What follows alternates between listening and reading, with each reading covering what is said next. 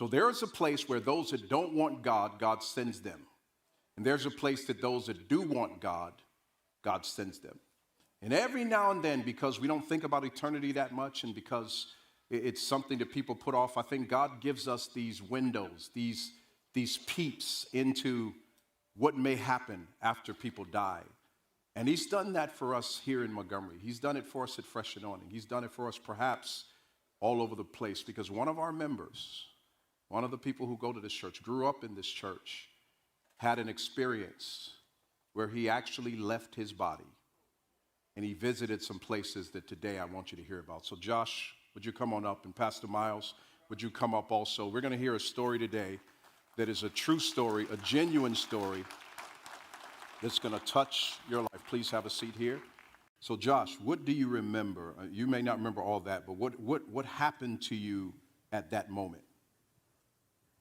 Man, I remember being in a place of the torment he's talking about, but I don't remember the physical state. You know? Yeah. Like, I don't remember anything as far as what was going on in the truck. I just knew what was going on in my mind. So one of the last things I remember was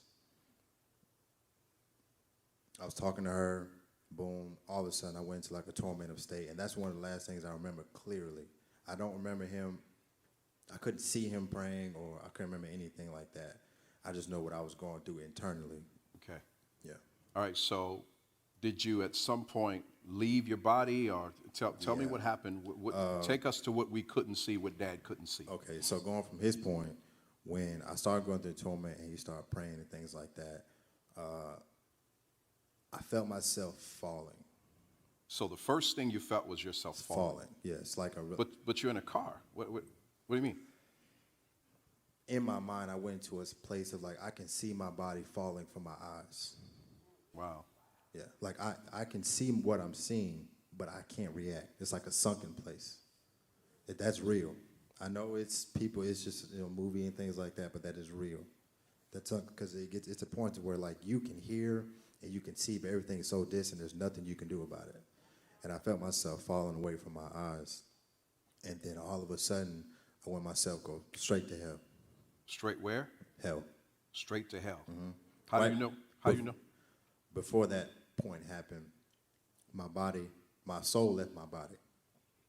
So. No, you say your soul left your body. Yes. What was that like? I mean, how do you know your soul left your body? Because it was an aerial view. I was passed out or going what I was going through first and then passed out, but I can see where my dad was going. I told him the lanes he was changing. I told him the cars he was going behind, everything. And my dad was So moving. After you came back, you told your dad everything that happened while you were passed out? While I was passed out. And you were like in the air looking at it? It was like an area. I felt like an eagle. That's exactly what I felt like. Looking down at yourself? Looking down. I can see almost the whole city, but I can also see my dad at the same time. Wow. It was something unbelievable. And then when it got to that point, I went straight to hell. You went straight to hell. How do you know it was hell? What did you? It was number one, it was a very short fall. You go from an aerial view and then boom, I could feel myself get pulled down immediately. I went straight to hell. And when I get there, it is not like a lot of the movies and some books and stuff. It's nothing like that. It's hot. But there's no fire, but it's very hot. I'll just say that again. That's an important point. You said it's hot, but there's no fire. It's hot, but there's no fire. Okay. It's like molten rocks. It's like molten rocks. It's really hot. It's really orange. It's glowing. I'm talking thousands of degrees glowing. Like, it's not supernatural in the way of heavenly, but this is still a supernatural thing. because the ground is thousands of degrees, but your feet aren't burnt. You're very hot, but you're not passed out, Wow. right? And see, a lot of people don't realize that the Bible actually says that hell will one day be cast into the lake of fire. Yes. So hell right now is not necessarily the fire. fire, but the Revelation says it will one day be cast into the lake of fire. Yes. So you saw that place right now. That and where do you think it was? Because you say you went down. Where, you have any sense as to where you were? If I had to take an educated guess, I would say more like the center of the earth is what it felt like. It felt like the center because it's glowing, molten rocks all around you. It's like people are standing on shells of rock. It's very hot. It's glowing. You're very thirsty. You can't breathe. You're extremely hungry. There's extreme torment. I mean, the odor is terrible. I mean, everything about hell you can imagine is everything bad you can imagine life is what hell is. You can't breathe. You can't talk. You're in torment. You're screaming. It's very hot. It's not fire, but it's very hot. You can't seem to grasp the concept of real life because it's all of your worst. Just for a second, take your worst thoughts and your worst experiences and stretch that for eternity. I mean, take the deepest hurts and the deepest things, the worst mistakes, all of those things, and the devil puts it to where, like, you are thinking about that stuff so much, you are losing your mind for the rest of your life, for eternity, forever. We're not talking about 10 minutes.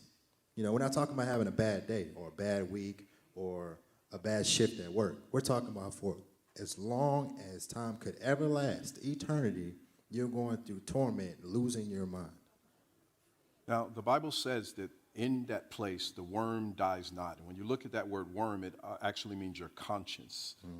So what you're saying is the torment is oftentimes thoughts. It is your life. You're thinking of your mistakes. You're thinking of things you've done wrong, people you've hurt, things that have hurt you, people that have died.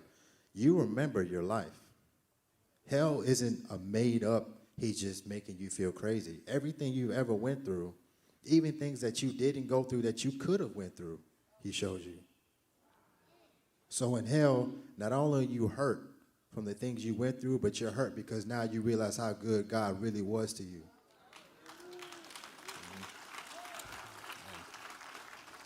Were other people there? Yes. What, like a lot? Or it's a lot. All around. Do you hear sounds from other people? You hear a lot of screaming, a lot of crying, a lot of torment. And the thing is, you can see everybody. Everybody can see each other, but you can't talk because you are losing your mind so much you can't even grasp the concept of communication. It's not like you're blinded that's what adds to the worst part of it. You can see everybody else's hurt along with yours. And you still have that in your heart. You still hurt in your heart while you're in heaven. So you're seeing people go through what they're going through, and it hurts you even more. So were you trying to get out of there? Were you trying to scream out to God? What do you remember about? You are in a place to where the hurt is so bad because you realize how good God was. Part of the torment is you are begging God to save you. You are begging God to come get me out of this place, and it's too late. You know what you want, but you realize it's too late at the same time.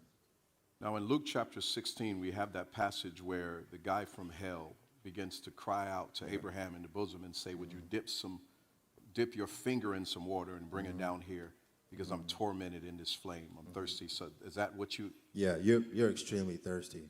There's two things that make it hard. You're extremely thirsty and you can barely breathe. Now, some people have the question because you're not in your body. So how do you remember? How do you talk? How do you feel? How do you encounter thirst? It's actually not a physical thing. Like, you don't feel it here, you feel it like here. Like, you feel like you're thirsty, but I don't think it's just a thirst for liquid. I think you have a thirst for God that's unbelievable. Now you're at a place that is way too late. I don't think it's just about I need water. It's that too, but it's really I have a thirst for God now because the devil, literally, you are seeing everything that God kept you out of and what you could have went through.